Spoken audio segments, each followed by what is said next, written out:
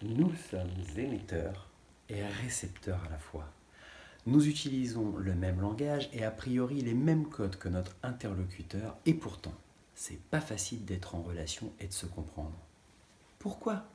Et comment faire pour améliorer notre communication? Déjà, il nous faut comprendre et accepter que nous sommes toutes et tous différents, et cela à de nombreux niveaux. La génétique, notre éducation, notre histoire, nos blessures, nos défaites, nos victoires, etc., etc., tout cela va influencer notre perception, donc nos émotions et nos pensées qui vont déterminer nos réactions. Et même si mon jumeau est presque parfait, on n'aura pas le même avis sur le film que nous venons de voir. Et si on en fait une description sommaire, notre restitution sera différente. Pourtant, c'est bien de l'intime.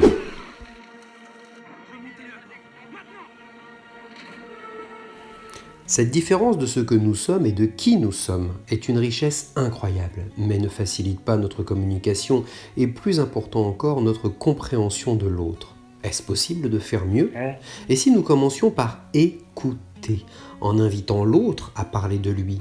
Le jugement.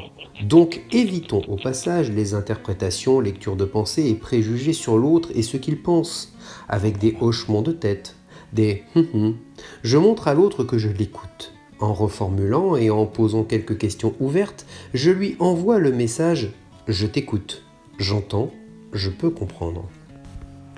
À mon tour, je m'exprime. S'exprimer en je est primordial car le tu tue. Par exemple, on préférera le je ne suis pas d'accord avec toi que l'expéditif tu as tort. Un mot, ça peut faire mal sans jeu de mots. Alors choisissez bien pour éviter les mots. Par exemple, évitons les non automatiques, les toujours, les jamais, qui sont des propos enfermants. L'intonation, l'intensité de la voix et l'expression du corps sont également très importants. Pour bien communiquer, il est préférable de se caler sur l'attitude de l'autre pour le mettre à l'aise, pour que ça matche. Proposez à l'autre, invitez-le à.